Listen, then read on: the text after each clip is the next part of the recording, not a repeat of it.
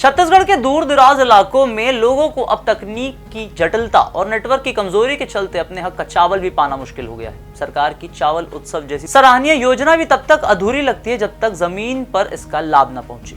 नई EPOS machine और OTP आधारित प्रणाली ने ग्रामीण क्षेत्रों में हितग्राहियों के लिए मुश्किलें खड़ी कर दी है। नेटवर्क की लचर स्थिति और बार बार OTP नहीं आने के कारण लोग घंटों लाइन में लगने के बावजूद खाली हाथ लौटने को मजबूर हो रहे हैं।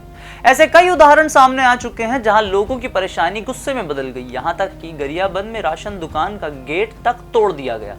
यह मंजर थोड़ा डरावना जरूर था, लेकिन किसी को चोट नहीं लगी। अब क्या है, इससे जुड़ी पूरी खबर करते हैं सभी जानकारी आपसे साझा। नाम हमारा आशीष गुप्ता, आप देखना शुरू कर चुका है NH24/7 डिजिटल। छत्तीसगढ़ सरकार की चावल उत्सव योजना के तहत राशन कार्ड धारकों को जून से अगस्त 2025 तक का 3 महीने का चावल एक मुश्त देने का निर्णय लिया गया है। इसकी समय सीमा को 20 जुलाई 2025 तक बढ़ाने की संभावना है, क्योंकि खाद्य सचिव रीना बाबा साहेब कंगाले ने केंद्र सरकार को पत्र लिखकर इसकी मांग की थी। उच्च पदस्थ सूत्रों के अनुसार केंद्र सरकार इस प्रस्ताव पर सहमत हो सकती है, क्योंकि कई राज्यों में चावल वितरण में देरी हो रही है। छत्तीसगढ़ में अब तक 65% चावल वितरण हो चुका है, जो अन्य राज्यों की तुलना में बेहतर है। इस योजना से राज्य के 56.78 लाख राशन कार्ड धारक, राष्ट्रीय खाद्य सुरक्षा अधिनियम और 24.44 लाख परिवार राज्य योजना लाभान्वित हो रहे हैं। हालांकि भंडारण और तौल में समय लगने के कारण वितरण में चुनौतियां सामने जरूर आ रही हैं। सरकार का लक्ष्य है कि समय सीमा बढ़ने से सभी हितग्राहियों को राशन समय पर मिल जाए।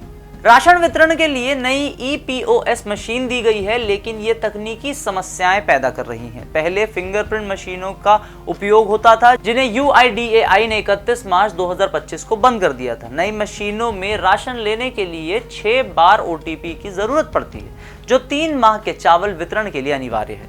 लेकिन ग्रामीण और दूर दराज के इलाकों में कमजोर इंटरनेट के कारण OTP समय पर नहीं मिल पाता। इससे हितग्राहियों को घंटों इंतजार करना पड़ता है। कई लोग सुबह से लाइन में लगते हैं, लेकिन शाम तक राशन नहीं ले पाते।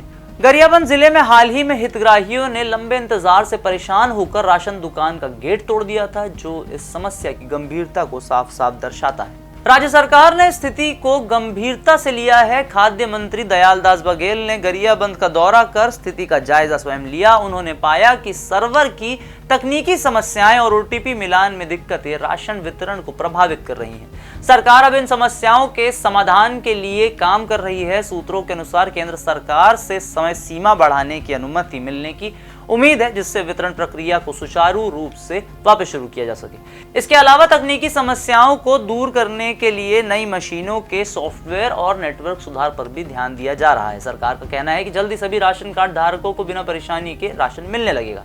हितग्राहियों से धैर्य रखने और स्थानीय प्रशासन के साथ सहयोग करने की अपील भी की जा रही है।